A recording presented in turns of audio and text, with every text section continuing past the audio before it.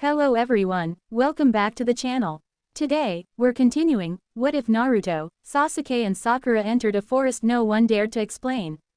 Don't forget to like, share, subscribe, and hit the notification bell for more Naruto what if stories. And comment below, Team 7 will escape. Now sit back, watch till the end, and discover what Team 7 finds inside the mysterious forest. Let's begin part 2. Sakura winced as the pressure of the large talons digging into her shoulders tightened fractionally, her fingers trembling with effort to keep a secure hold on her battle axe. The wind whipped her pastel pink locks around wildly, Viridian eyes narrowed as she noticed the fog begin to thicken over the border village just a half a mile ahead of them. Had she really run that far into the forest? Her gaze trailed hesitantly back to the wooden bridge, the faint light of her forgotten lantern flickering periodically and eerily causing the blood tracks from Yoshiro's body to become more prominent. The mist slithered ominously over the bridge, immediately extinguishing the flame of her lantern and causing Sakura to lose all sight of the evacuated village. Shit, the boy above her cursed quietly against the wind, the medic's head snapping up with curious wariness, her pink brows furrowed. Suddenly, the large eagle gave a piercing cry, the sound echoing through the night as the creature jerked suddenly, causing Sakura to jar violently and the pain in her shoulders to return full force. The jolty movement caused the kunoichi's head to snap momentarily to the side and she distinctly felt her radio being ripped from her ear and the clip on her collar. Viridian orbs watched helplessly as the device fell to the darkened forest below, the talons gripping her shoulders and her occupied hands grasping her battle axe preventing her from reaching out for the object, knowing that communication would definitely prove useful for whatever situation she was now falling into. With a strained grunt, the kunoichi hefted up her weapon as best as she could and locked her knees around the handle for substituted grip before releasing her fingers and allowing her hands to create a single hand sign, the axe helpfully disappearing in a puff of smoke permitting less weight for her and the eagle to carry. Hold on, the masculine voice shouted urgently just as the large bird began to dip towards the ground, watch it Torio. A loud, feminine shriek echoed in the air and Sakura almost thought the loud screech had been caused by herself without her notice. But when a dark shadow flew towards her dangling form, its desperate cry magnifying as spindly, shadowed arms stretched to grab hold of her, Sakura felt her heart drop in pure dread, emerald orbs staring into bottomless black before the startled jerk of Torio forced her to tear her gaze away, barely missing the reach of the creature, her stomach flipping when the large eagle dipped downward back to land. An outraged moan began to escalate and the kunoichi turned her head against the whipping wind, her watered eyes trying to find the source of the sound, listening as it seemed to converge on her, from behind, below, above, beside. But she couldn't see anything, the fog was too thick, there was no light, the air was getting colder. Torio. Blood. Through the fog the same shadow appeared, flying at Torio head-on with arms outstretched, ready to embrace the eagle in its darkness. Black tendrils of hair fanned out menacingly as its mouth opened in a throaty moan, dark eyes wide as it continued to spill liquid crimson.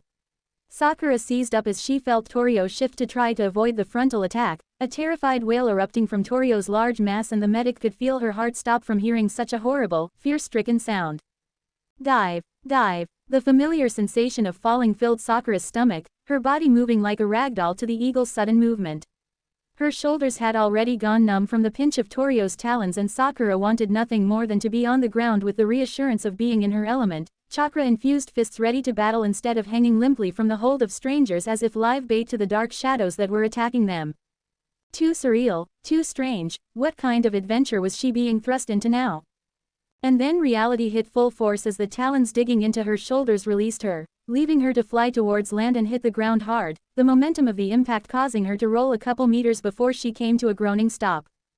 The pain was unbearable and if the fog hadn't clouded her vision she would have been able to determine her landing and would have alighted in a more graceful manner.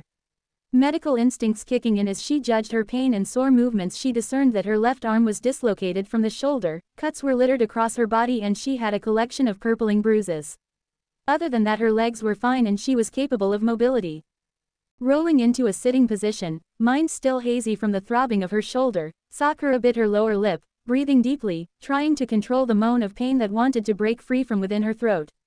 Emerald orbs darted towards the dislocated appendage, brows furrowing as her less injured arm readily moved to set the limb back into place, the healing, green chakra of her hand ready to cushion the pain of the inevitable action. Snap! Sakura hissed loudly, tears prickling the corners of her eyes but she blinked them back in determination. Her body shook with the awareness of her injuries and she couldn't help but try to remain as still as possible, her right hand holding her still throbbing left shoulder, shivering from the biting cold that touched her exposed skin. She could vaguely hear the sound of the eagles, Torio's, panicked cries in the background, the occasional hissing, dark whispers answering those sounds and steadily getting louder around her and reminding her of darkened shadows, bloody tears, and the dead Satsuma Yoshiro. Kami, was she going to die? Cool hands suddenly grasped onto Sakura's uninjured right shoulder and she unconsciously froze with fear. The tugging that followed caused the blurring of her vision, something she had failed to notice, start to come back into focus.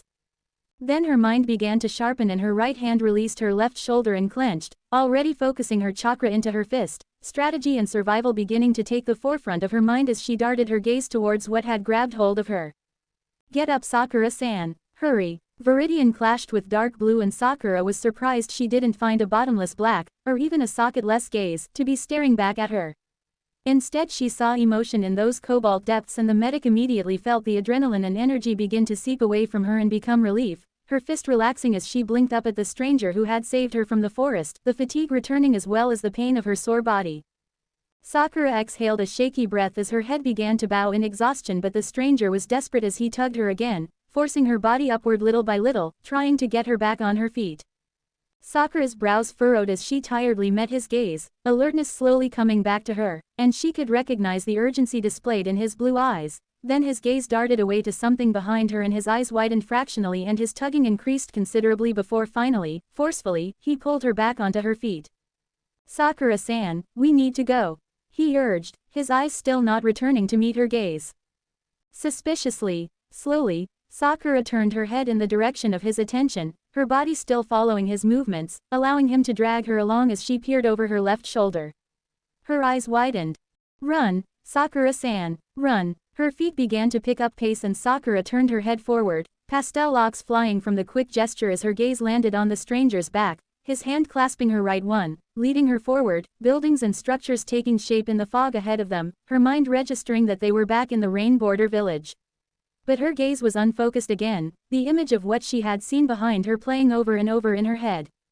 Shadows, silhouettes, figures, something, numerous of them, they were all emerging from the forest and fog, crossing the bridge, gliding with the mist over the bloody trail Yoshiro had left behind.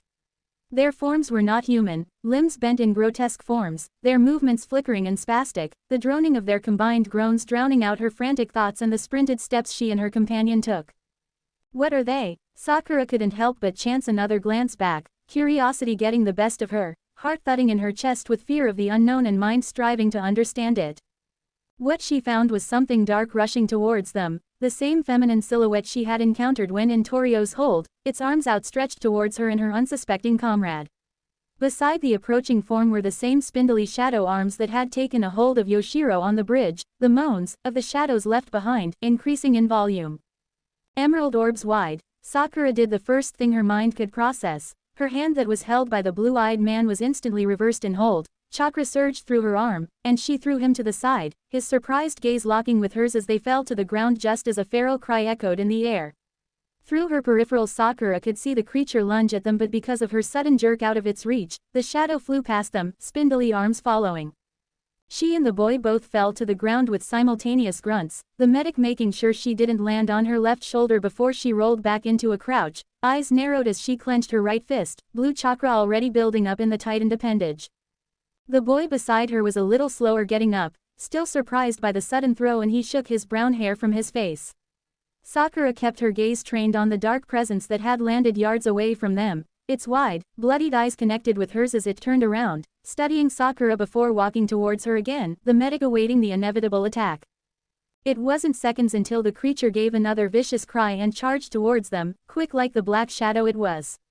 Instantly, Sakura was standing, her right arm instinctively pushing the boy behind her before that same arm used the momentum to pull back, chakra pouring out with clear intention. No, the yell caught her off guard and she faltered slightly, don't touch it. With the creature just meters away and rapidly closing in, Sakura was surprised when a sudden force pushed her back to the ground, the familiar bodily form, the boy, landing atop her and sending a jolt of pain through her left shoulder where she landed. Her eyes had been wide open and as she fell, gaze to the sky, she could see the shadow pass overhead, barely missing them, its outraged howl following. What the hell? Sakura hissed, half in pain and half in annoyance, what are you doing? Blue eyes sternly connected with hers and the medic fell silent with the amount of emotion she witnessed in those cobalt depths, sad and afraid. You just can't touch them, he stated gravely before pushing himself up and pulling her to her feet again. Before Sakura could speak, she was pushed back the same way she had done to him, protected from the view of the dark creatures approaching, the boy in front of her creating a series of hand signs before he spread out his arms, fire bursting forth from his fingers as oil simultaneously spilled out from containers hidden beneath his sleeves. Kaiden no Tatsumaki no Jutsu. He directed his attack in a horizontal manner, creating a wall of fire and causing a shriek of anger and following groans of despair to fill the air, the shadows and figures barely visible through the flames. Sakura observed in awe as she watched the dark flickering of their forms dance across the fire trying to find an opening towards them, the orange glow causing her gaze to alter to the sudden light. But, it seemed the shadows were adjusting, testing the flames, almost as if they were adapting to the heat and were going to walk through unscathed at any moment, but before she could see the result, Sakura was being dragged away once more, further into the village. They're too fast, Sakura stated as she sped up to run beside him, her eyes wide, we can't outrun those things.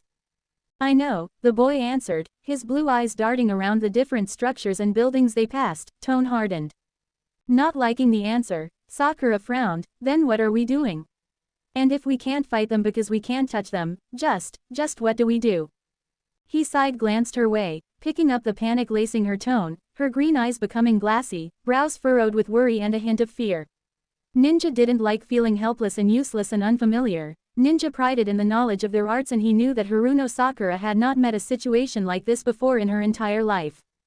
But he was still going to need her help. Trust me, he whispered, tugging on her arm reassuringly, and then they were turning down an alleyway, into more darkness that caused Sakura to tense further, gaze trying to find the boy's back in front of her yet only finding comfort in the firm hold he kept on her hand. Then they stopped. It was silent. Wah! Her words were cut off by an urgent squeeze of her hand and her mouth immediately shut, viridian orbs finding cobalt in the darkness. The boy placed a single finger to his lips, a little difficult to see in the obscurity of night and mist, requesting her complete silence, before he turned away from her, releasing her hand and almost causing the medic to utter a panicked whimper. As her eyes adjusted to the darkness, she watched as the boy walked up to a closed back entryway, observing the door and handle at a hurried pace. As he did this, Sakura looked around the alleyway, finding emptiness and another door on the opposite wall. The fog was still thick and the wind was picking up at a stronger current, both ends of the alley empty of life. Spreading her chakra, enough for herself not to be detected, the medic searched for any signs of life and found nothing but her new comrade, brows furrowing in confusion. Were they gone? And if anything, what were they exactly? Crash! Sakura snapped her head back towards her companion, watching as he slammed once more into the locked door shoulder first before the entry gave way to the impact. Not seconds later a chill crawled up Sakura's spine and a collection of cries and groans sounded, and in her minor vision Sakura could see shadows appear at both ends of the alley.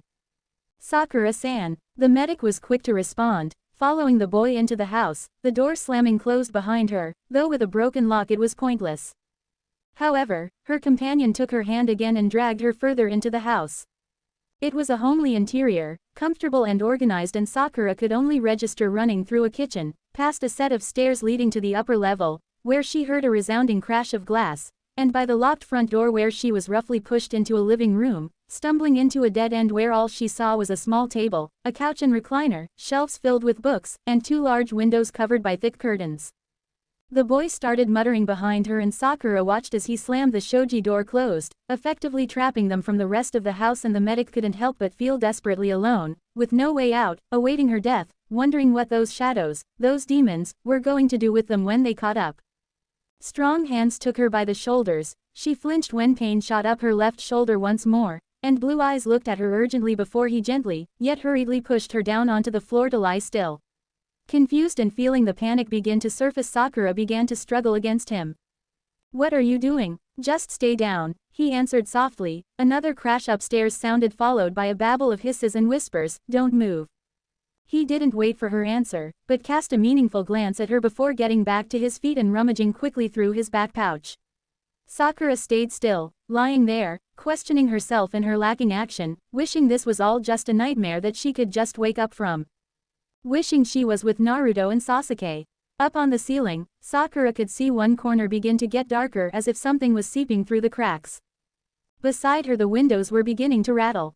The hissing and groaning around her was getting louder and Sakura just wanted to cover her ears and close her eyes and scream. Instead she watched the boy, this boy her age who was now standing above her in the center of the room, his eyes closed and mumbling quietly, blue chakra bordering his body and around the stack of rectangular papers, ofudas, held in his hand. Fuinjutsu. Niju Kekai. His eyes snapped open and Sakura watched as the stack of ofudas shot from his hand around the room, sticking to the surface of the walls, windows, and the large shoji door they had come from. All pieces glowed as bright a blue as the chakra that had been surrounding the boy, and once they had all settled on the various surface of the room, the results were immediate. Sakura watched as the darkness that had been seeping from the ceiling pulled back, disappearing, the rattling windows ceased and the hissing and whispered escalated into frustrated and outraged cries. The boy fell to his knees beside her, breathing heavily, and Sakura was instantly sitting up, checking his condition and allowing more questions to invade her scattered head. "What did you do?" Sakura whispered as she placed a hand on his shoulder, viridian orbs already taking in the glowing blue objects and concluding they were seals, ofudas. "Yes," he nodded, still regulating his breathing though looking up to make sure everything was in order. "They'll be able to keep them out, at least until morning, and that's all the time we need." "How is it doing it?" Sakura inquired as she stood, moving towards one of the wards, knowing not to touch them but scrutinizing the characters written on it and how it worked. "Keeping them out, I mean. They don't take too well to heavy amounts of chakra. Each seal probably has 10 shinobis worth of chakra, it takes a lot of time to make and I don't have many left." He stood, looking around the room before he found a few candlesticks standing on the shelves, walking over and lighting them before he placed them on the table. "They don't like light either, and heat is always a surprise to them. Fire, I mean, but they adapt to it, not entirely though, it's still a minor weakness to them. We just need to wait this out until the sun rises, they'll leave when day breaks." Sakura watched him silently. With the lessened threat of danger she was able to finally study who her companion was. Green eyes narrowed as she considered him. His posture was heavy yet still alert, a shinobi no doubt but a tired one.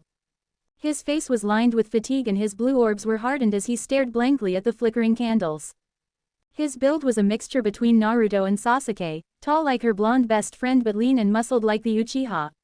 His shoulder-length brown locks were mussed and his clothes were dirtied. He was a handsome boy, her age she knew, and by the way he was dressed, armed, used jutsu and generally handled himself she concluded he was also a shinobi. But his headband was missing so she wasn't sure from which country he originated, Rain perhaps. And his expression, sad, sullen, brooding, it reminded her of someone, Sasuke. "Where is your eagle?" Sakura asked quietly as she took a seat on the arm of the couch, watching him. "Torio. Is he okay?" The boy nodded without looking at her. "I dismissed him when we touched land, he wouldn't have been able to hold out much longer." Silence again and Sakura shifted uncomfortably, wringing her hands together before looking up at the boy and finding him watching her intently. She sighed and pushed forward. "Who are you exactly?" You said you called me here and I'm assuming you need my help, but just what is going on?" The boy bit his cheek, an action that seemed childish for a boy of his serious nature, before he turned to her direction fully, the steady groans and moans outside drowning out of Sakura's mind as she waited for his much-needed explanation. "Sakura-san, my name is Makoto Dai. I am a Chunin shinobi of Bird Country and I called you here on deception for your help." He ran his hands through his brown locks, before returning his gaze to hers. "I looked through your files in this village's records and I called you here for your assistance. There had been other candidates, Hyuga, Nara, Yamanaka, but your skills were more useful. You are familiar with chakra in the body due to your medical knowledge and your strategic perception is remarkable. I had no time to have this cleared with my superiors. This problem needs to be solved as soon as possible so I sent a fraudulent request to your Hokage." Eyes wide, Sakura tried to wrap her head around what she was just told. "I see. But what can only my help do? I mean, what are those things?" She tilted her head towards the covered windows. "I sense no chakra, they're fast and unnatural. Are they even people? Is it some sort of disease that needs curing?" Dai shook his head. "They aren't people, they are unnatural, like you said. We know nothing about them, or at least have very little knowledge of them. It's a mystery." He looked up. "That's where you come in, I need your help to figure this out. Although," he sighed, "I do apologize from which the circumstances of your hiring."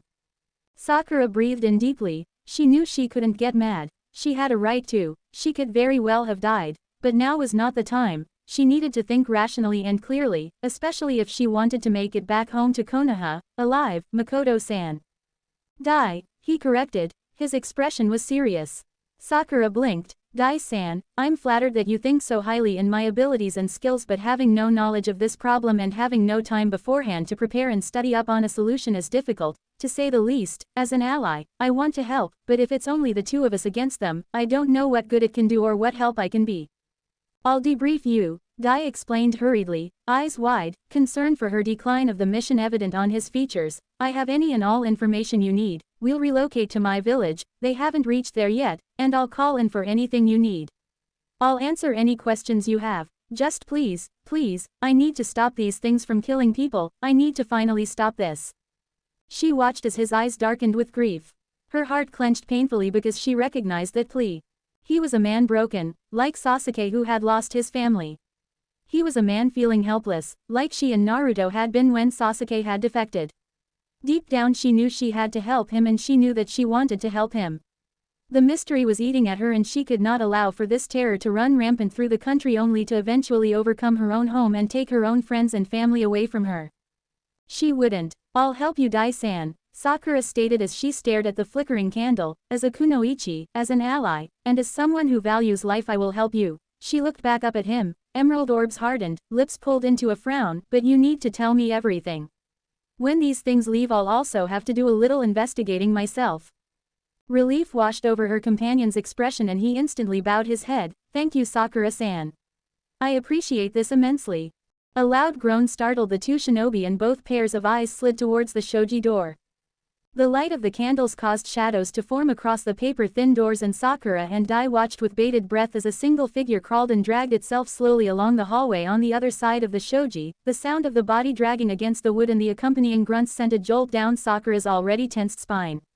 She watched it move in clumsy coordination before it came to a stop beside the door, one hand coming up in attempt to open it only to get shocked by the seals. It reeled back in obvious agony and pain, its shriek echoed by others before it stood and stayed, completely still in front of the door, its shadow across the shoji menacing. Sakura swallowed. She knew the creature was watching them, as if through the paper-thin wall, waiting.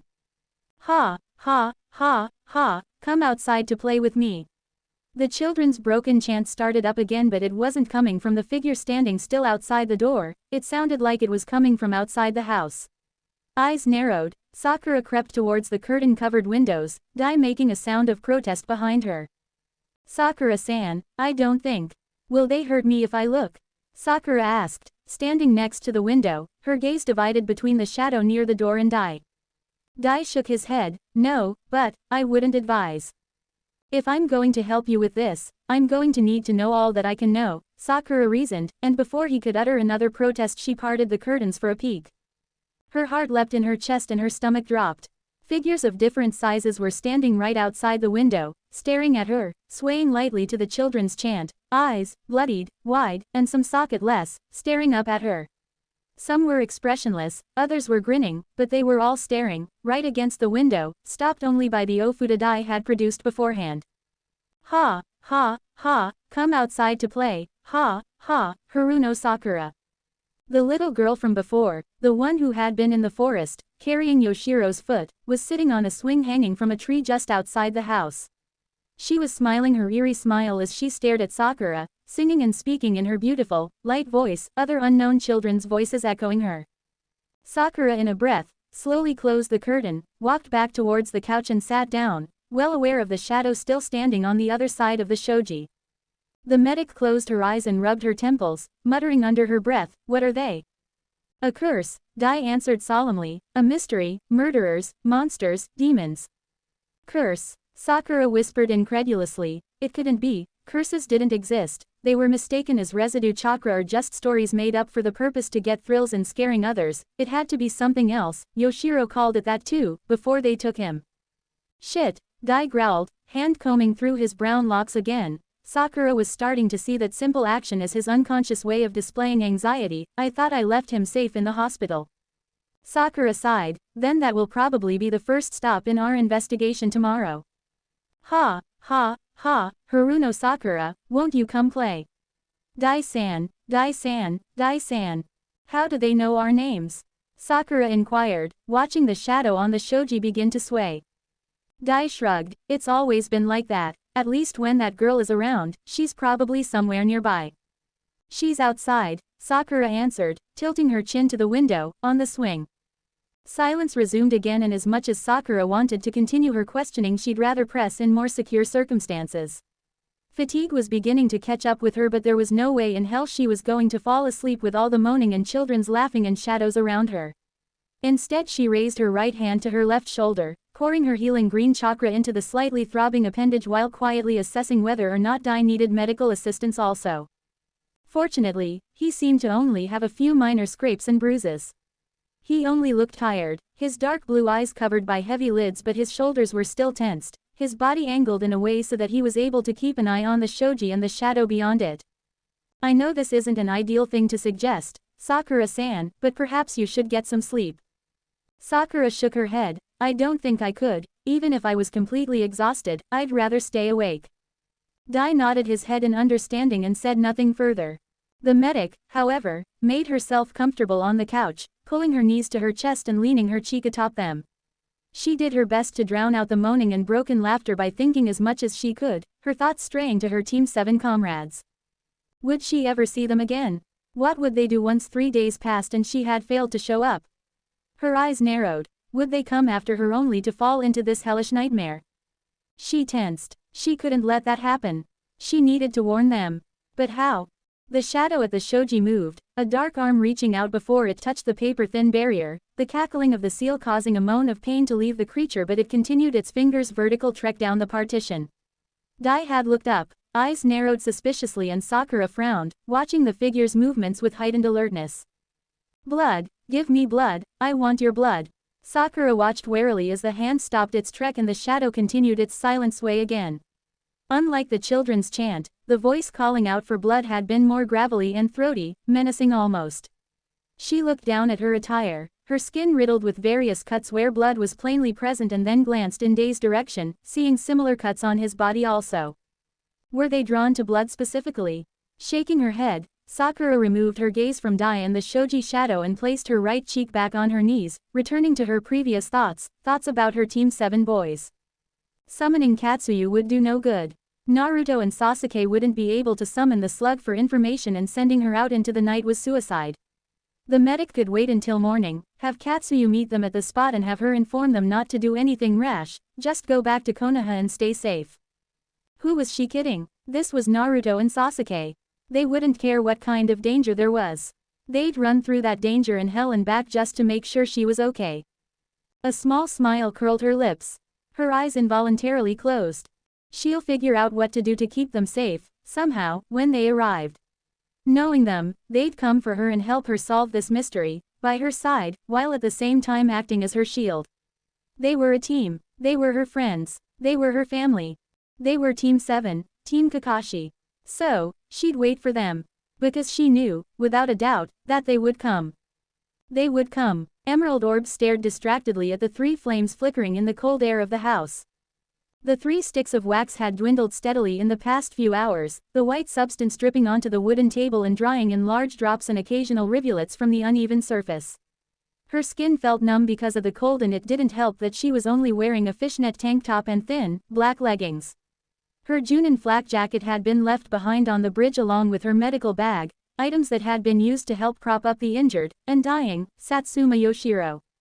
Sakura closed her eyes, her body trembling slightly as she remembered his agonized yells and his blood everywhere. His foot clutched in the hand of a little girl, or what seemed to be a little girl. She was familiar with death, her professions, as a medic and ninja, dealt with it every day, but never in this sense, never had she seen it so brutally carried out. Hours had passed, and as the fear from before had settled into a feeling of confusion and desperation and a little disbelief with her situation, Sakura sat in silence, trying to figure out how she was going to approach this new threat and unsure if there was even a solution towards this seemingly unreal problem. She opened her eyes, gaze landing once more on the candles before flickering upward to watch Makoto Dai. Makoto Dai, who was her rescuer yet also the one who condemned her to this chaos, sat tiredly on the recliner, arms crossed over his broad chest, warming himself, yet dark blue eyes remained trained on the shadow still swaying on the other side of the sealed shoji door. Sakura didn't want to look at the shadow. She was already trying her best to block out the constant hissing and broken laughter sounding just outside the windows, and the periodic groans from the swaying silhouette was reminder enough that it was still there. However, she watched Dai. His shoulders were hunched and he was fighting to stay awake. Occasionally, his eyes would briefly scan the glowing ofudas sticking to the walls, making sure they were in proper working order. The wards were what kept the shadows at bay and were what ultimately kept them safe. Throughout the entire time she had been sitting silently on the couch, Sakura had been turning the boy's words over in her head. Apparently he was very informed and knowledgeable of these creatures, at least enough to have an idea about some of their weaknesses and survive against them. Judging by his exhaustion and heavy eyes, his breakdown even, these deaths had been happening for some time, which corresponded with the records found at the administration's building. Although he had informed her that he was a Chunin from Bird Country, Sakura was uncertain if she had remembered his quick explanation correctly, and as much as she searched she still could not find a Hite-8 on his person. She'd probably inquire about it later, when she felt like talking, when the shadows were finally gone. The medic couldn't help but allow some skepticism to return, still unsure why she had been chosen among his found records to aid him and why Shikamaru, Hinata, Ino, and Neji had also been candidates. She wondered how Satsuma Yoshiro played a role, whether he really was mentally unstable or was merely mistaken for it when he was simply just scared out of his mind.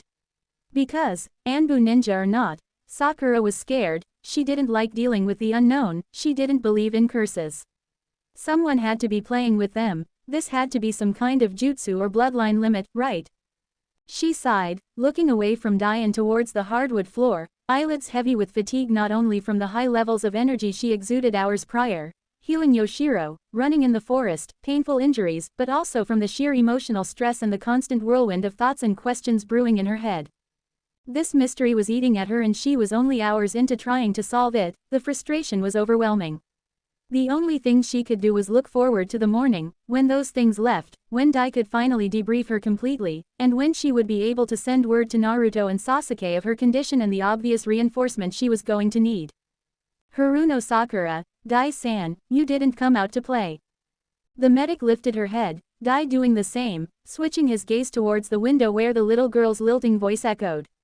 The figure behind the shoji began to move and Sakura and Dai followed its uncoordinated trek across the hall until its shadow was no longer visible. But we'll come back for you, the little girl continued, her voice also fading away. Yes, we'll come back for you so we can play, we'll come back, just for you. And the collection of groaning and hissing decreased until silence prevailed, Sakura and Dai watching the curtain-covered windows warily, and after almost a minute of complete quiet, light filtered through the cracks of the thick drapes, hitting the floor in yellow beams, steadily getting brighter. Sakura released her knees with a start, standing up and staring at the rays of light stretching across the floor with curious eyes. Her viridian orbs were wide, a little bloodshot from lack of sleep, and she released a long shaky breath. Dai had stood, purposefully moving towards the window, and with a breath of his own pulled the curtains open, effectively causing the entire room to be filled with warm and bright sunlight. Sakura stared, seeing the village streets cleared of mist and shadows, the sun rising above the horizon, the tree outside a lush green and its swaying swing empty. Morning had finally come. Azure orbs were narrowed in complete determination. They were going too slow, he wasn't running fast enough, his unlimited supply of chakra was failing him. Forget that his heart couldn't take much more pressure after running non-stop for hours without rest, forget the fact that his legs and limbs could only do so much to keep up with his excessively chakra-powered self, forget that he also had to pace himself for his other comrade who may also be fast but was also human without either the aid of a tailed demon or a previously acquired curse seal. It didn't matter that he hadn't had an ounce of rest since the night before, that his short meeting with the Tsuchikage had hardly been a recovery period, and that the reputed heat of Earth Country was already sapping his energy, drenching him in unneeded pounds of sweat. What mattered was finding his Team 7 female comrade. What mattered was keeping her safe. They weren't far now. His running was becoming a little more uncoordinated and sluggish, but his cobalt gaze could already see the forests and the general area of the clearing that he and Sasuke had been the day before, parting away from Sakura with the notion she was on a harmless healing mission. Naruto and Sasuke were running down the mountain trail at flash speed, a blur to the untrained eye, their steps quick and soft, stealthy like ninjas should be, yet not minding any trails left behind. Morning had come on swift wings, the sun rising from the horizon, and although the heated weather and clear skies overhead promised a beautiful day, the two-leaf ninja gave little notice. Their minds registered mourning, their minds registered passing minutes that could make the difference of the limited time their comrade had left. A life was on the line and their haste was necessary. Her safety was more important than any followers that chose to trail them, whatever their reason. Naruto's blonde brows furrowed. Let them come, he wouldn't mind beating the shit out of anyone that had the answers he was looking for. If they took Sakura, then there was going to be hell to pay. A grunt sounded from his companion and Naruto slid his gaze towards the darker blur beside him. Bright azure instantly connecting with dark obsidian, and communication was passed with little trouble. Sasuke veered completely off the steep path of the mountain and leapt down towards the forest with crimson eyes, completely bypassing the mountain trail in favor of saving time, even if it meant jumping off the rocky path into a 700-foot fall. But the Uchiha fell without fear, head first, eyes narrowed, Sharingan spinning. Naruto couldn't help but smirk, his agreement of the idea in the form of jumping after the ex-Avenger, gaining speed and rapidly heading towards the forest floor, wind whipping past his tan face and through his spiky blonde locks. 100 feet from the canopies of the approaching trees, and Sasuke glanced Naruto's way. Naruto answered with a single nod before he closed his eyes and placed his hands in a single hand sign. Being a wind elemental sure came in handy. With a sweep of his arm, Naruto could feel the wind bend to his whims, slowing his and Sasuke's rapid descent and cushioning them against the impact of the trees' canopies. Once they had flown through the first level of leaves and branches, Naruto swept out his arm again and he and Sasuke landed with ease on a couple of strong, sturdy branches. Breathing once and after a short triumphant smirk, Naruto's expression melted to determination once more, blue orbs connecting with flickering crimson and obsidian before both nodded and jumped from their respective perches, speeding deeper into the forest, closer to their designated clearing. I'm not sensing any chakra, Sasuke stated darkly, the meter's closing in, she's not there. You don't know that, Naruto snapped anxiously, picking up his pace, she's got perfect chakra control, she could be practicing suppressing her chakra or something. Sasuke glanced at him with a slightly raised, disbelieving brow, but didn't comment further. With a scowl, Naruto pushed forward with renewed energy, calling forth the Nine Tails chakra, breaking through the last of the foliage and landing heavily on the forest ground. Sakura-chan. Silence greeted him, trees and more trees greeted him. Naruto's heart stopped in disappointment and fear. Sasuke landed beside Naruto, frowning as he looked around, quietly assessing the clearing, undoubtedly checking if there were signs of an attack or even signs of Sakura's return at all. He stepped forward, Sharingan returning, looking to the floor and examining a patch of dirt and grass before kneeling beside it. She's not here, Naruto whispered, despair lacing his voice. His eyes snapped wide and he immediately reached for his ear, then collar, flipping on the device with urgency. Naruto to Sakura-chan. Naruto to Sakura-chan. Sakura-chan, can you hear me? The blonde released the button and was answered with static. He frowned, waiting a few moments before pressing the button again. Sakura-chan, do you copy? Sakura-chan, answer me, Sakura-chan. Again he released the button and was answered with static. Damn it. Tem, is your radio working? I think mine is busted. Your radio is working fine, Dobi, Sasuke answered calmly as he stood, dark orbs scanning the clearing again. I could clearly hear you on mine. He then locked orbs with Naruto, brows creased, she's either out of range or her radio's been damaged. He glanced back at the patch of grass and dirt. The only other signs of people here were the three of us when we separated. He shook his head and sighed. Sakura didn't come back. Naruto frowned, stomping forward, fists clenched as he glared at the floor. Just because she didn't come back and isn't answering doesn't mean she's in trouble. It doesn't mean she's fine either, Naruto, Sasuke reasoned, earning a glare from his companion for his pessimism. Sasuke nodded his head westward. We'll just have to go to the village she was assigned to and investigate. Another 3 hours of travel according to what she said. Naruto's eyes narrowed as he followed the Uchiha's gaze, crouching low, and ready to leap into action. We'll make it in 2 hours. Sasuke nodded minutely, following the blonde's actions, HN. Or less. The challenging grin couldn't help but cross Naruto's lips. Yeah. We're coming for you, Sakura-chan. Hang in there. And the two shinobi disappeared in yellow and blue blurs towards the west. Sakura warily watched as Dai stood beside the shoji door, the stack of ofudas he had used during the night now tucked away in his back pouch. Unconsciously, the medic had removed a kunai from her thigh holster, the tenseness in her shoulders returning even after her new companion had thrown her a curious look and opened the paper partition with little caution. It seemed he was confident that the shadows had left after the morning's arrival, but Sakura couldn't help but stay alert, her lack of experience with her current situation keeping her anxious and out of her element. Having the kunai in her hand gave her at least some kind of advantage or some semblance of control. Quietly, she watched Dai poke his head out into the adjacent hallway for a brief moment before stepping out fully, his hand coming up in a gesture to follow. Sakura crept carefully towards the shoji, her fingers clenching and unclenching around her kunai, before finally, she stepped out of the safety of the living room, head whipping around in caution of her surroundings. She was met with nothing but the same homely interior she remembered running through the night before. To her right was the front door, still locked and untouched, and directly in front of her, across from the shoji, was a staircase leading to the second level. Craning her head to gaze up at the top of the staircase, she found nothing out of the ordinary. Seeing everything cleared, Sakura could feel the tension leaving her shoulders and her armed hand dropped limply to her side. Sakura-san. The medic turned her head towards Dai's call and froze with returned unease. To her left was the narrow hallway that led to the small kitchen, and even from where she stood she could see the back door that Dai had broken open was ajar, leading to the back alley, the wind causing the entryway to swing lightly. Yet, what unnerved her most was the dark trail that led from the opened back door to the hallway she was standing in. A few feet away from her, Dai was kneeling beside the trail, examining it but not touching it, his brown brows furrowed before he returned his gaze to her. "It's probably from the creature that was standing outside the room," Dai stated. "I've seen this trail before, it's water and blood." His analysis made Sakura snap to curious attention, her mind whirring with numerous thoughts as she stepped towards the trail and knelt beside it. Green orbs narrowed, "There's dirt too, soil it looks like, probably from the forest, but this trail looks so dark, black." She looked at Dai. "And you're saying blood? Could you identify whose blood it is?" Dai paled at her question, his head bowing before he shook his head. Not out of not knowing the answer, but more in disbelief. He sighed. "We ran tests and we found it was a mixture of people's blood. It's the blood of those who have disappeared, blood of those who have died in front of me, blood of those they feed off of." He looked up at her, dark blue orbs almost bordering black. "It's everyone's blood."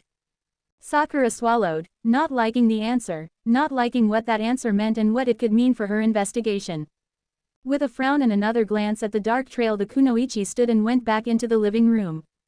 Her eyes swept over the room in contemplation before she made her way towards the bookshelf, raking over the various titles before grabbing a few off the shelf and flipping through them, testing out the thickness of the sheets before finding some that fit what she was looking forward, rigid and blank, and ripped 3 out with ease.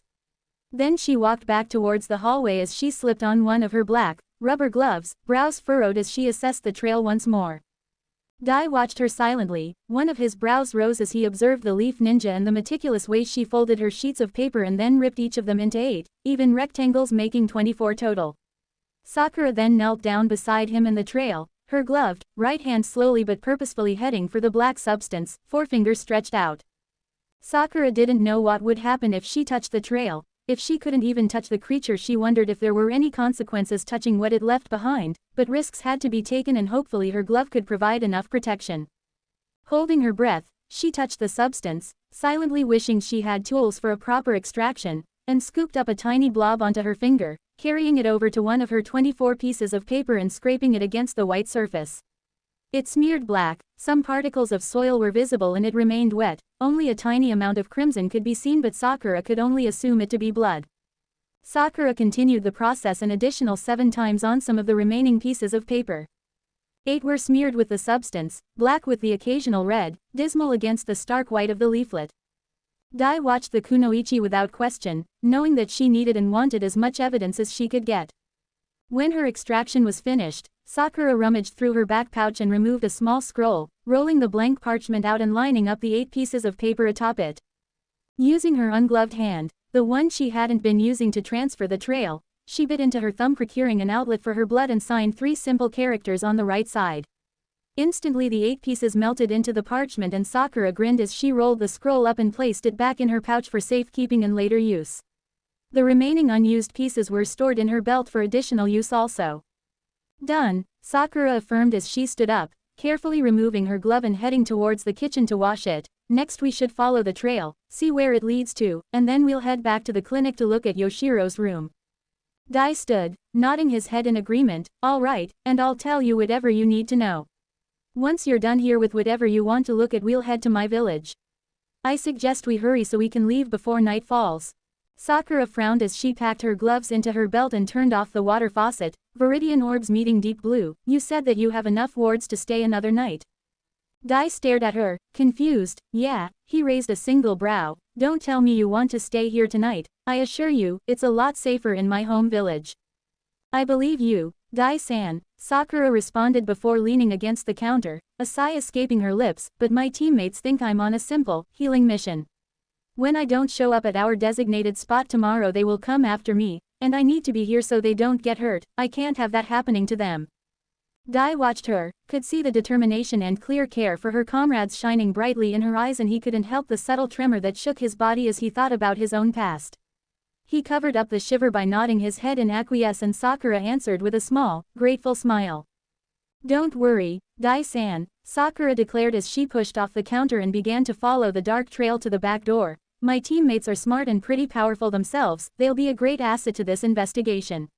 The more help there is, the better. Of course, Dai agreed and followed after her. Sakura examined the trail as she walked alongside it, its consistency in the form of dark smears, wet, with the occasional crimson of blood. Its trail marks were the result of the object being dragged, and the kunoichi could imagine the feminine creature on its stomach, pulling itself along the floor, following after her and Dai in their search for safety. She and Dai kept along the tracks through the alleyway until it went onto the main street, veering right towards the direction of the bridge and forest. But Sakura had stopped in her movements, overlooking the trail to take in her surroundings. The village looked different in the morning. It almost looked calm and serene, with brightly lit roads, lush green foliage, and blue skies with the occasional fluffy white cloud. The atmosphere almost looked homely and inviting, and Sakura couldn't help but briefly wonder if the night before had really been a dream. However, Dai's presence and her worse-for-wear condition only reminded her that the night before had actually been real and that a problem was still in her hands, a problem that she needed to help solve. Now was the time to collect evidence, as soon as she could, when its clues were still fresh. Unfortunately, she only had a few hours to do it, from daybreak until the early afternoon, because once the evening started rolling in so did the telltale thick fog, and then when darkness descended so did the shadows that wanted to come out to play.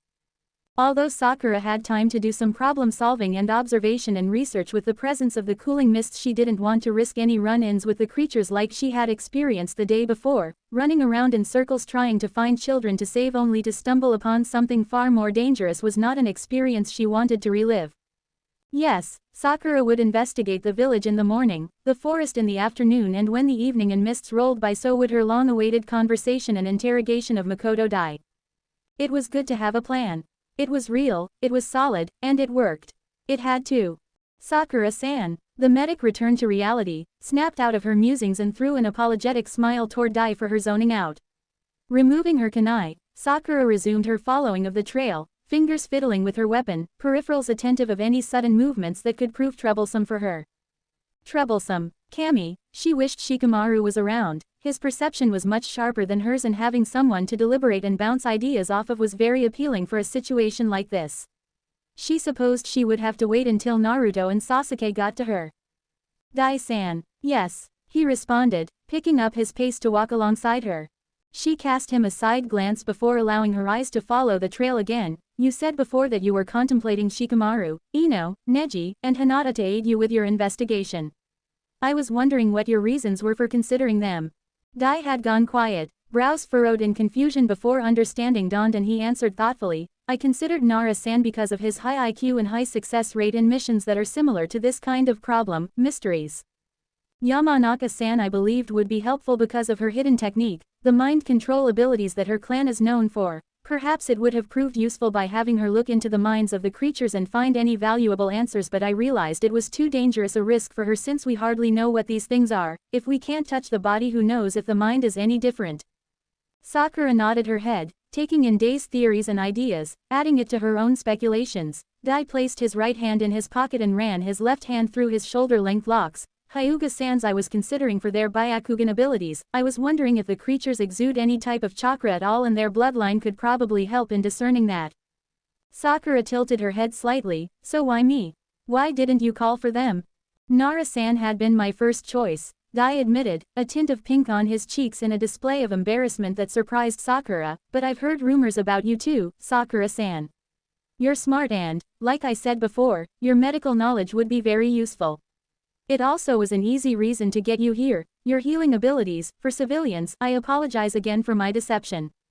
Oh, the kunoichi turned this over in her head, not in the least envious of Shikamaru for being first choice. She would have picked him first too, but taking in his words, perhaps she could send for backup, tell Katsuyu to tell Tsunade to send Shikamaru and at least one Hyuga. Dai's theory about sensing chakra from the creatures through the Byakugan was promising.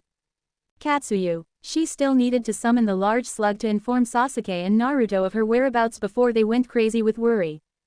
Looking up at the rising sun, Sakura decided to summon the slug when noon arrived. She wouldn't want her good friend to be waiting numerous hours alone in the forest. Sasuke and Naruto probably weren't going to leave Iwagakure no Sato for another few hours yet, knowing how Naruto liked to sleep in. She briefly touched her ear and sighed, wishing her radio hadn't been lost the night before.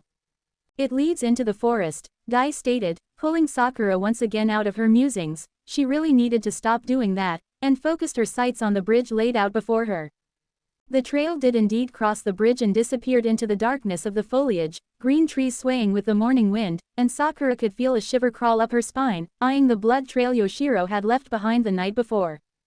The red trail from Yoshiro and the black trail from the creature were side by side, both heading towards the forest, but on her end of the bridge, the trails parted ways. The black trail veered left towards the house she and Dai stayed in, and the red trail veered right towards the clinic. The same questions from the night before entered Sakura's mind again as she looked at the red trail. As she pictured Yoshiro's body, his feet were positioned towards the forest and his head towards where she currently stood. He had been on his stomach, crawling.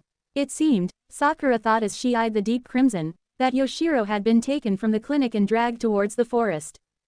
But, don't let them take me. No, not again. No, help me. Not again, Sakura whispered in remembrance as she knelt beside the blood tracks. He had been taken, dragged away, from the clinic, but they stopped for some reason. He started to crawl back. He was trying to get away, and they were allowing it. Why? They'll be coming, for me, and they'll be coming for you too. Did they know I had come? Did they know I was coming? Sakura questioned with deeply furrowed brows, her hands already going through the task of taking 4 pieces of paper and transferring Yoshiro's blood atop it, then securing the evidence in the scroll with the others. Was he the trap?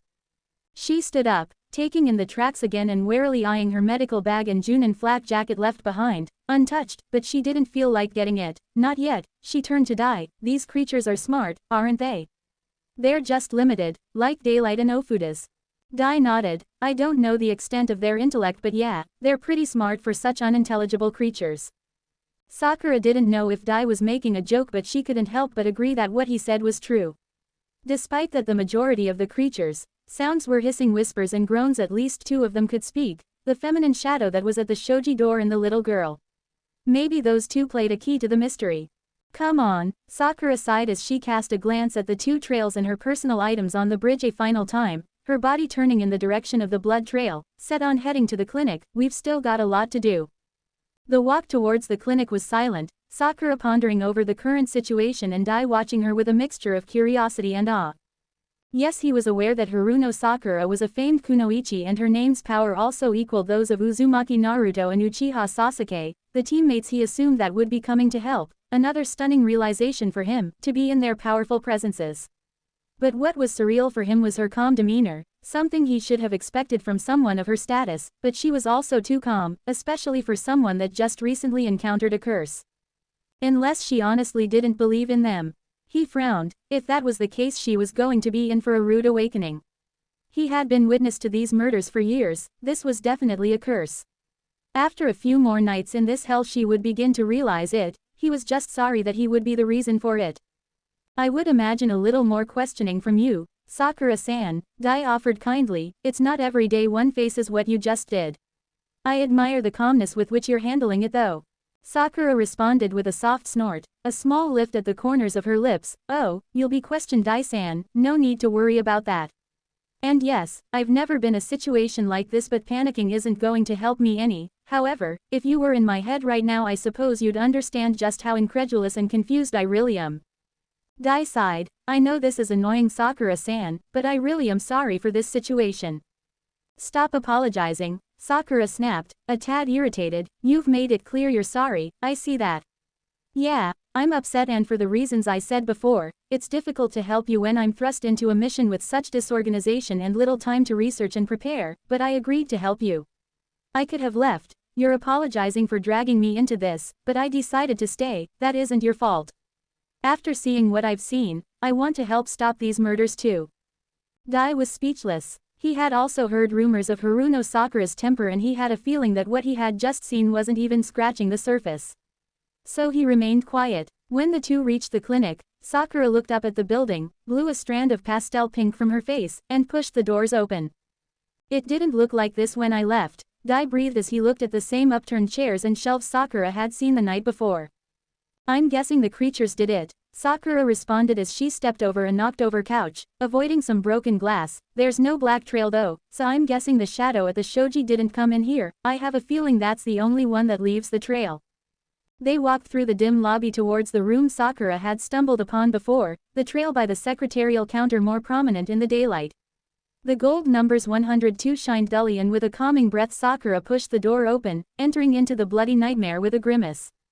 He didn't listen to me, Dai whispered as he examined the other side of the door where a ward stuck. I told him to stay put. He must have opened the door to try to get out, which in turn broke the seal. His protection, Sakura finished sadly, walking towards the center of the room where prominent handprints were visible. It appeared as though Yoshiro was looking for something to grab onto while he was dragged towards the window. He must have stepped out of the room. The window opened, they grabbed him and dragged him through the window all the way to the bridge. They must have tortured him first, Dai added with disgust, putting a sleeve to his mouth to block the smell as much as he could. Cobalt orbs looking at the broken mirror, the shards lying in the sink and on the floor. He wasn't injured when I locked him in, he was just crazy, muttering and wide-eyed. An influx of questions surged into Sakura's head and she turned to him, lips pulled to a grim line. How did you know him? Do you know what happened to him? And, why did you leave him alone? She asked in a way that wasn't accusing, just curious, but Dai looked guilty anyway. Rain ordered for this village's evacuation a couple weeks ago and Yoshiro-san was left behind, he explained, heading towards the bed where he found more of his wards. He wasn't fit to travel, dubbed crazy and mentally unstable, so they left him. I didn't know that. I came here to do some investigating since the village was empty, prime opportunity to sneak around without being suspicious, but I found Yoshiro-san wandering in a daze. I looked through the records to find out what happened to him. Turns out he was one of the disappearances, but he turned up a few weeks later at the bridge, starved, wounded, they said self-inflicted, and not himself. The doctors thought he just got lost in the woods and was traumatized. He's only a civilian. I suppose a person without training in survival could turn out like that, so they didn't look into it. I wasn't expecting him, so I locked him in this room and stayed with him for a few nights since I needed to do some inspection. Then I had to go back to Bird Country to get extra help. Torio can't carry the extra weight and I wouldn't want to have had Yoshiro-san clutched in his talons like he did you. Sorry about that too, by the way, and because he was unstable I wanted to transport him in more comfortable means and during the day, so he'd be more at ease. He picked up the used ward and sighed. I should have just stayed with him an extra night until morning. He was another reason why I called you Sakura-san. When I looked through the records here I saw your file and forged the mission assignment for your assistance. You got here faster than I anticipated. I wasn't expecting you for another few days. I supposed it's a good thing I came back when I did. Yeah, Sakura agreed quietly as she took in the new information, the light throbbing in her head warning of a headache to come. I suppose so. The medic looked around the gruesome room, taking in the bloody handprints, puddles of the thick crimson stained across the sheets, walls, and floors, and looked out the open window where the trail inevitably led to the bridge. Her heart was hammering in her chest. Even in the safety of the day the shadows haunted her, Yoshiro's wide eyes, begging her to help him, and she couldn't. Kami, Sakura muttered as she began to mechanically take 4 pieces of paper's worth of blood samples, labeling them with a pencil she kept in her back pocket. They feed off blood, Sakura wanted to reaffirm, flinching as her boots squelched against the wet floors. They're attracted to blood, right? Dai nodded in response and Sakura pressed a little further, but they don't take too well to high levels of chakra. At least from what we observed, Dai replied. Only civilian villages have been affected and evacuated, and when a shinobi disappears they're usually on low-number patrols or missions. They don't go near any hidden villages. Their range is only as far as this village, the edge of my village, and the borders of Earth Country. So far, I think that range is growing though. This village's recent evacuation is proof of that. But yeah, back to the chakra. The wards I used last night have 10 shinobis worth of chakra, and I have to use a minimum of 15 wards to keep them out, any less and they'll find a way to break through. Believe me, I've been through years of any and all attempts to kill these things. Shinobi in Bird Country aren't even volunteering to help out as much anymore and Toki-sama is getting stretched thin with all the problems this is causing. 15 wards, Sakura muttered. That's about 150 shinobi. She sighed. I guess it's too much to ask to have so many go through the forest to wipe them out. That's almost an entire war regiment on the same mission. It's hard enough making the wards, Dai added. It takes time and if shinobi ever volunteer to aid in this problem, it's pretty much just to lend their chakra. Besides, that forest, he pointed out the window to the foliage beyond the bridge, is their playground. These creatures know it well. Even if we had so many shinobi go in there it has to be at night, the only time they come out, and darkness is very much their advantage. They'd pick us off one by one. You sound like you've tried it, Sakura observed, her brow raised in question. Dai frowned, hand clenching. A couple of years ago. There were 20 of us in the group, only 3 of us made it out. How? Sakura asked quietly, not wanting to push him but needing to know as much as she could. I summoned Torio, Dai answered, head bowing in shame. I summoned Torio and we retreated. Sakura bit her bottom lip. She didn't know what to say.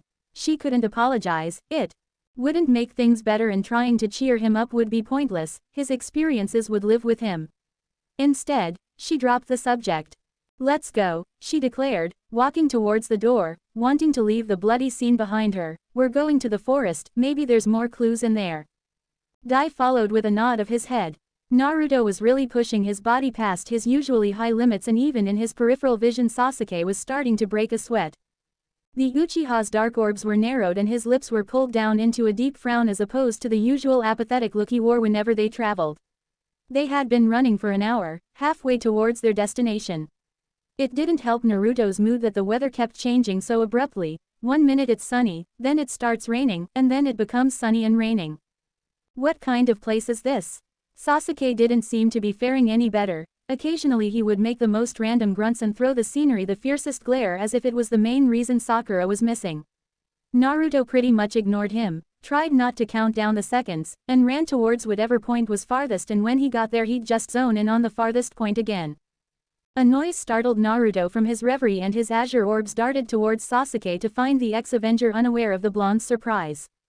They were a good few yards apart but they were close enough to be aware of each other's movements and Naruto could have sworn the noise he heard was loud enough for both of them to hear. The noise started up again, this time louder and Naruto flinched, his hand automatically moving towards his ear, sweaty fingers brushing against the cool plastic of his earpiece. Immediately his eyes widened and he pressed the button, trying to obtain some sort of connection. Sakura-chan, he called out desperately, eyes wide, speed slowing a fraction and catching Sasuke's attention, the Uchiha also pressing into his radio upon Naruto's inquiry, Sakura-chan. Are you there? I can't hear you. Dobi, what are you doing? The Uchiha grunted into his communications device, his form steadily getting closer to Naruto. You didn't hear it, Naruto growled in disbelief. I heard noises coming from this stupid thing. It's got to be Sakura-chan. You could be picking up stray radio waves, Sasuke informed him bluntly. No I'm not, Naruto argued and his running stopped dead when a light voice, completely opposite of Sasuke's deep baritone, echoed through his earpiece. Sasuke stopped his running also, making his way towards Naruto with an irritated glare on his expression, Sakura-chan. Ha, ha, ha, ha, turn around while you still can, the light voice answered him, blonde brows furrowing. Naruto's blue orbs found Sasuke but the Uchiha didn't seem to be hearing in his radio what he was. Fumbling for the button on his collar, Naruto growled, who the hell are you? Where's Sakura-chan? Answer me. Who are you talking to? Sasuke snarled in irritation, clearly wanting to get a move on. There's a girl on my radio, Naruto replied with a frown, she's telling me to turn back. Like hell I am. I don't hear a girl, Dobi, the Uchiha countered. Well, I do, the blonde retorted. Ha, ha, ha, turn back now or we'll get you too, she's ours, ha, ha, Haruno Sakura is ours, she'll play with us, she will, ha, ha, the static was starting to overtake the voice and Naruto pressed determinedly into the device. You give her back, if you touch her I'll make you regret it. Naruto yelled into his radio, Sasuke watching with a mixture of confusion and annoyance. fingers toying with the dial of his own radio to see if he could find and hear exactly what Naruto was hearing. Ha, ha, ha, turn back, ha, ha. I won't, Naruto shouted, earning another glare from Sasuke. Turn back. Naruto's eyes widened as he heard the light voice transform into something more throaty, still feminine but more dark and menacing. Her blood is mine. Turn back. Both of you turn back. Naruto could see Sasuke's eyes widen also and assumed that his comrade could now hear the same voice as he was. It had addressed them both. It was likely they were getting through to Sasuke's radio too. Haruno Sakura is ours to play with. Leave now, you can't have her. Ha, ha, the lighter voice had returned, tone sweet but words deadly. The hell, Sasuke growled. Ha, ha, ha, ha, ha, ha ha ha. The volume of the broken laughter increased until the device couldn't take it anymore and the feedback resulted in such a high pitch both Naruto and Sasuke had to pull the radios out of their ears to prevent their organs from bleeding. Quote! Naruto shouted as he stared at the device, waiting a few moments before returning it to his ear only to find that the sound had blown out. What the? So she's captured, Sasuke concluded gravely, staring at the radio in his hand, but it sounds like she's alive. They didn't speak as if they killed her. No, they said they wanted to play with her and wanted her blood. Naruto corrected with a touch of disgust. What the heck was that? I mean, a little girl. It's a radio, Dobi, Sasuke stated. The static probably distorted the voice a bit. A little girl wouldn't be capable of that. I don't know, Naruto replied skeptically. Come on, we've lost enough time as is, the Uchiha urged before he jumped back into the trees, Naruto already matching stride with him. When we get there and scope out what's going on, that's when we'll figure out a plan of action. We don't know what we're dealing with here and we shouldn't go barging in without a strategy. Naruto nodded, hand clenching around his earpiece, effectively breaking it. Right. Sakura stood above her medical bag and Junin flak jacket with a frown. Jade eyes looked over the items thoughtfully, the blood smeared across her belongings and the fact that they sat atop the trail Yoshiro left behind made her hesitant to touch it. Blood never bothered the medic before, she dealt with it every day, in the hospital, on field missions, even when healing up Sasuke and Naruto after a particularly aggressive sparring match. But now, taking in the sight of the thick, crimson liquid covering the objects that displayed her rank and profession as a medical ninja made the fact that she failed to save Satsuma Yoshiro that much more prominent. Kami, she hated failing in saving lives. Shaking her head to rid her of such cynical thoughts, Sakura turned away from her belongings, deciding to pick them up later, as well as give them a thorough washing, after her investigation in the Tri-Point Forest. Again, her kunai had been removed. Walking through the open streets of the border village was one thing, but hiking through the maze that was a forest riddled with dark nooks and crannies was something else entirely. Her scroll, carrying her trusted battle axe, was within hand's quick reach and after a firm nod towards Dai, the boy also armed cautiously, they followed the trail left behind by the creature. It was a little reassuring hearing the birds singing in the trees and Sakura kept in mind that animals did have senses sensitive to other creatures, and the unusual, so she remained aware of their songs and the off chance that when they suddenly went quiet something could be wrong. Her eyes were darting everywhere as she walked. To the trail, the surrounding trees, to Dai, any sudden movements from squirrels and other critters, and also to Yoshiro's blood trail that was still parallel to the darker tracks. The tension in her shoulders was tight and her limbs were just itching to react to anything out of the ordinary. Even Sakura wasn't completely sure what she was looking for in the forest. She had been blind to the darkness when she ran after Yoshiro, so she didn't know the exact direction she went, and she wasn't even sure if there was going to be anything left to find if the creatures hadn't disposed of it themselves already. Kami, Sakura didn't even want to think about how anything would have been disposed of by such demons. So, for now, the only lead she and Dai had were the two trails, Yoshiro's blood trail and the creature's dark trail. It separates, Dai stated just as they entered into a relatively small clearing. The tracks did, indeed, part ways at the foot of a tall tree, the blood trail going left and the dark trail going right. The tracks themselves were becoming harder to discern amongst the dirt and rocks of the forest, but the blood was still bright, and the moisture from the water of the creature's trail was still distinguishable also. Then we'll separate too, Sakura answered, looking at Dai, the boy's features unsure. I'll follow the dark trail and you follow Yoshiro's. She rummaged through her belt and produced two flares, handing Dai one of them. If you run into trouble, you call for my help with this. You find anything worth seeing, you call for me with this, got it? But, what about, they don't come out in daylight hours, right? Sakura acknowledged, earning an agreeing nod from her companion. She grinned, then we should have nothing to worry about. Find out where it leads, that's all. We'll meet back here in half an hour, agreed. Okay, the Chunin answered hesitantly, obviously uncertain but obliging.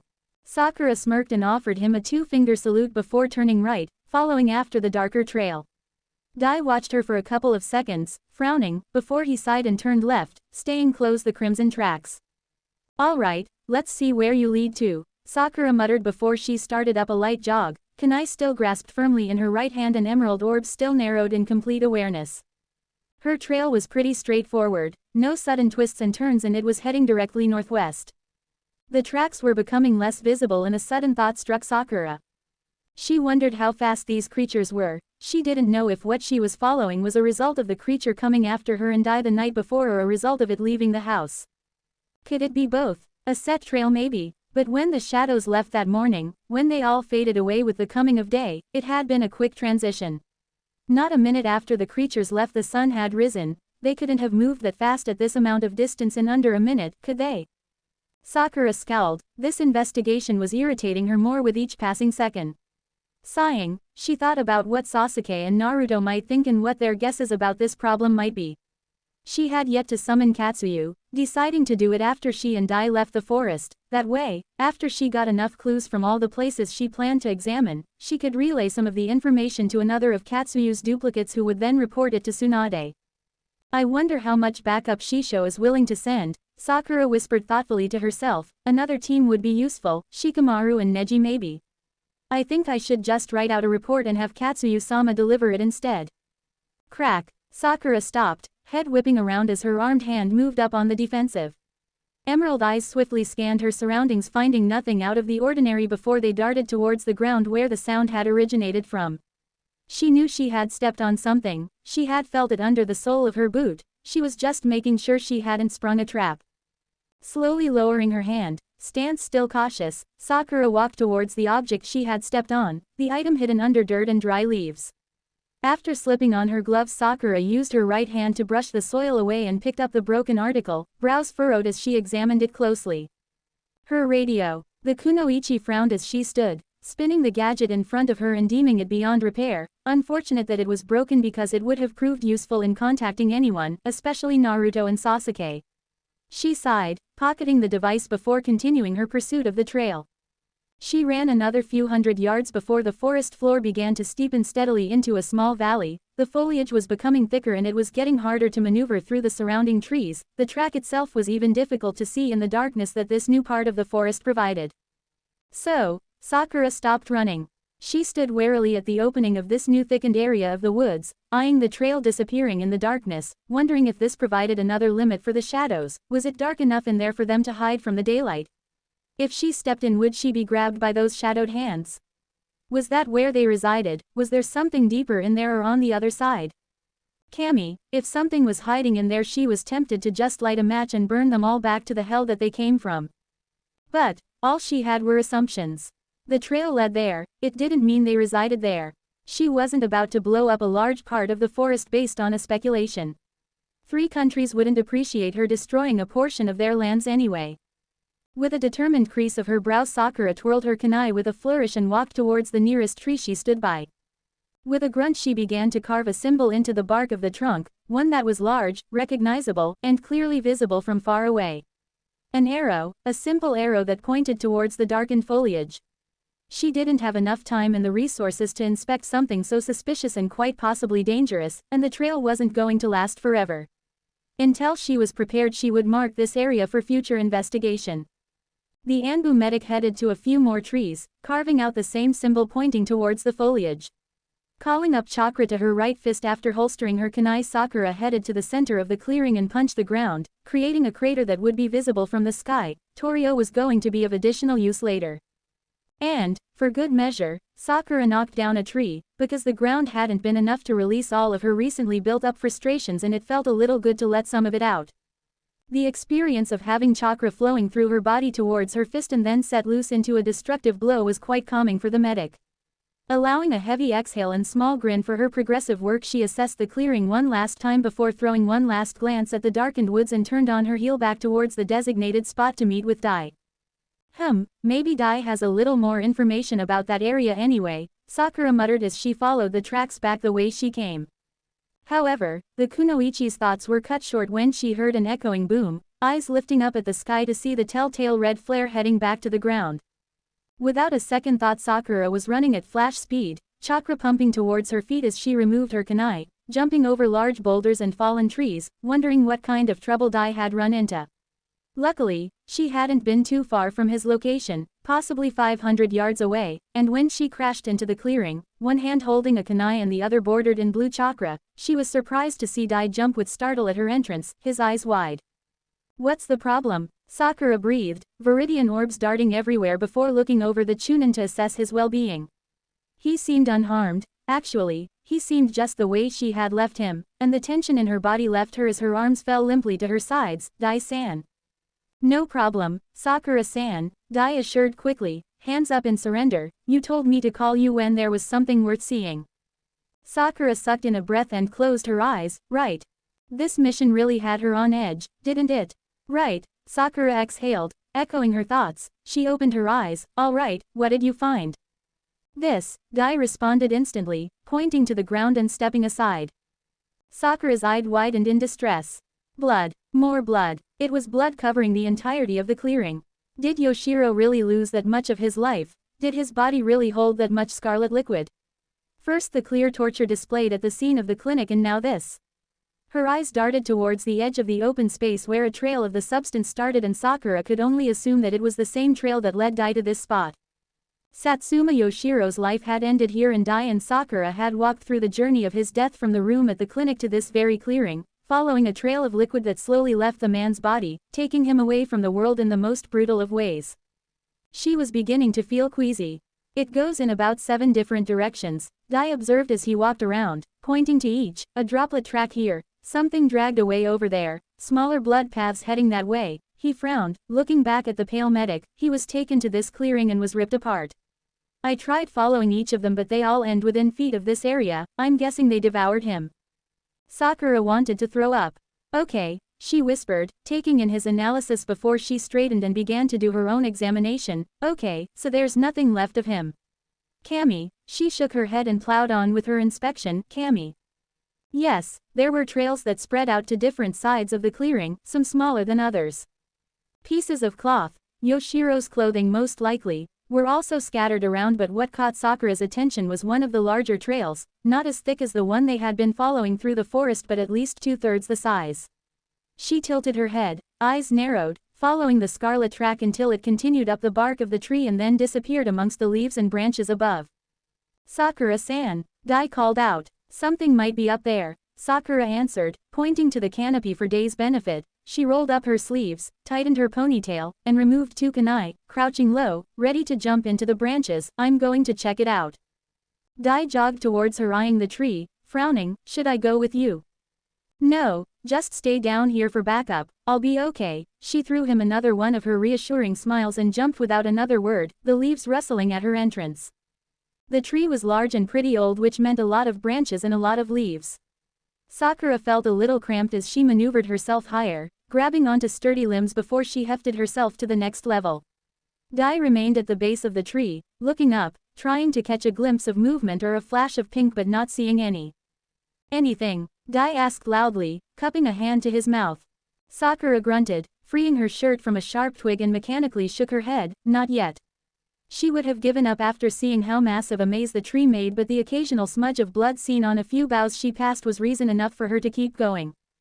Higher the kunoichi went, occasionally scraping her skin against rough bark but continuing on in determination. Looking up, Sakura assessed her direction and tilted her head when she saw a brief flash hidden amongst a cluster of leaves. Curious, Sakura moved towards it. She had traveled another few levels of limbs and branches when she was just feet away from where she saw the brief glint. Warily, Sakura grabbed the bunch of leaves and slowly moved it aside. She found her lantern. "What are you doing here?" Sakura whispered, confused. I could have sworn I left you on the bridge." "Right, Sakura-san," Dai called again, sounding a little stressed. "You okay up there?" "I'm fine," she replied hurriedly. "I found my lantern though." She tugged on it, but it didn't move, caught amongst the branches. "It's stuck. I'm going to try to pull it out." Alright. Sakura tugged the lantern again, the limbs attached to it keeping it in place, and although the kunoichi wanted to use her chakra-powered strength, she didn't want to risk breaking the thing either. It could be useful for when they stayed another night. She doubted candles would be entirely sufficient. Below, Dai was still looking up at the tree, and he had yet to catch a glimpse of Sakura's pink hair. However, he could hear the rustling from where he stood, but he was curious as to why it was taking so long for her to free the object. He was about to call up and offer some help when something wet dropped on his face. Startled, Dai brought his hand up and dragged his fingers across his left cheek, where he had felt the sudden touch. He pulled back his hand and saw red blood. He looked up again, confused, hearing Sakura grunt in annoyance, "Sakura-san." Above, Sakura could feel irritation building up for Dai's constant checking up. What? She gave the lantern a final yank and it completely gave way, the sudden freedom causing Sakura to stumble back, her shoulder finding purchase on a branch, preventing her from falling over. But before Sakura even had time to smile in triumph, something also followed the freedom of the lantern. A dark form fell from above, attached to the lantern, falling into Sakura, who had gone wide-eyed as she stared into a dark, bloody, socketless face.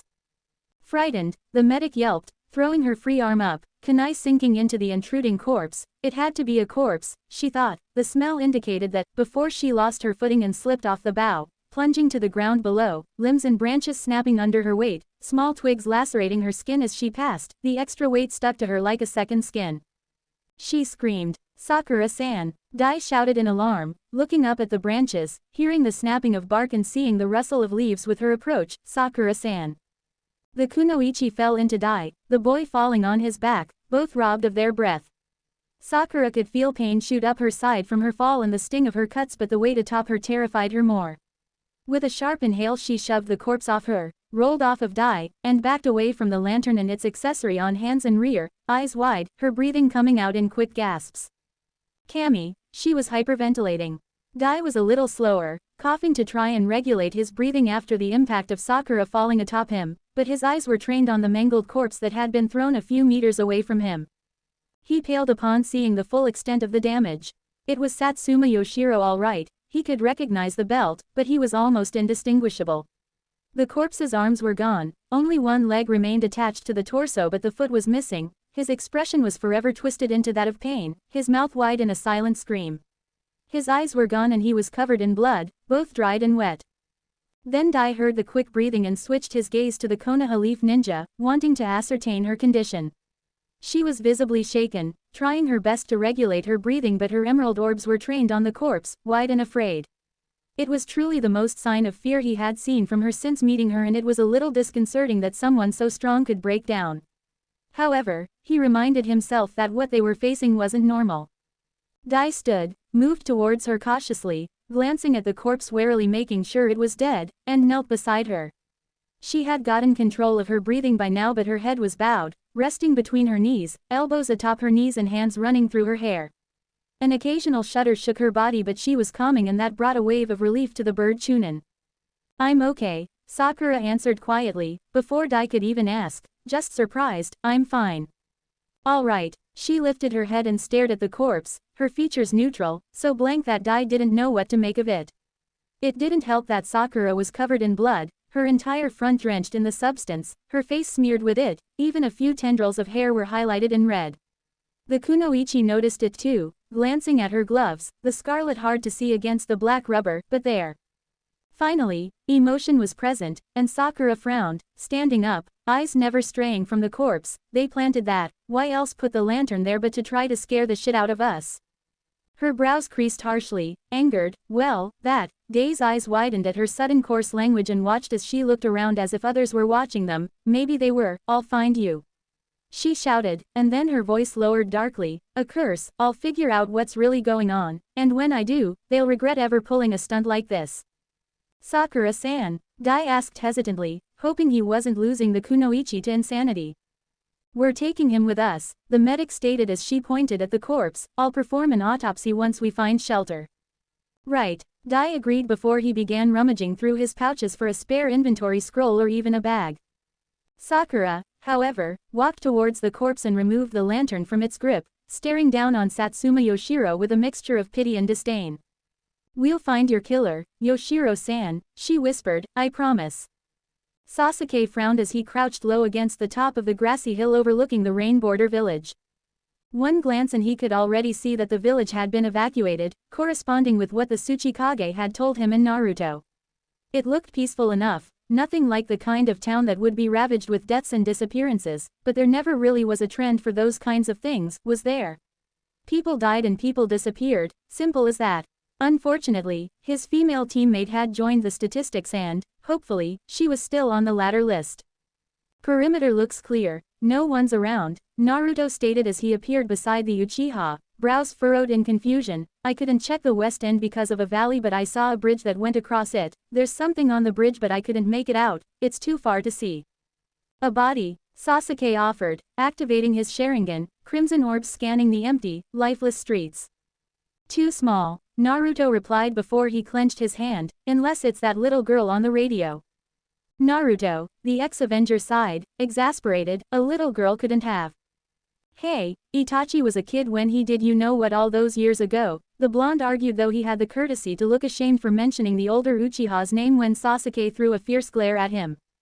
Itachi was different, he defended, hand clutching the hilt of his Kusanagi, he was ordered to massacre the clan. What reason would a little girl have for abducting people? Maybe, because she's crazy. The self-proclaimed future Hokage whispered loudly. Sasuke shook his head, rolling his eyes, you forget there were two voices on the radio. There's a group of them. Little girl or not they've got to be dangerous if they took out Sakura. Captured Sakura, Naruto corrected, she's not dead. You know what I meant, Dobi. Sasuke countered in irritation, and before Naruto could fire back a reply the Uchiha was already creeping down the slope of the hill, staying as quiet as possible, still alert for any surprise attacks. Naruto followed close behind, a scowl on his lips. Are you sure there's no one around? The Sharingan user inquired as he leaned against the wall of a building, peering around the corner to find empty streets once again. This seems too easy. Positive, Naruto answered, closing his eyes. Kyuubi says he doesn't feel any chakra around here either. He frowned and looked at the ex-Avenger. You think they took her away someplace else? It's a possibility, though it makes it harder for us. He stepped out into the open, slowly walking down the street, Sharingan spinning and hands still clenched around the hilt of his grass cutter. We should look around for clues. Let's start at the bridge, Naruto suggested eagerly, jogging after him, azure orbs also darting around uneasily at the two quiet streets. I want to know what's on it. Sasuke nodded, seeing as that was as good a start as any. If there weren't any clues to find at the bridge then the next best place to go was the clinic. Sakura had to have gone there to find patients or injured. In reality, knowing her, it wouldn't be a far bet to check the village's administration's building either. Her personality called for curiosity and she'd be the type to head over there to find records about what happened. The Uchiha sighed. Why was it that he and his teammates were always thrust into the most bothersome of problems? What the? Naruto whispered, stopping in his tracks causing Sasuke to look ahead to see what caught his comrade's attention.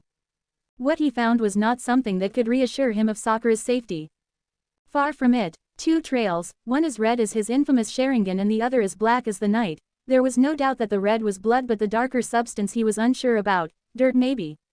Both converged from different sides of the bridge before running parallel across it, disappearing inside the depths of the forest on the other side.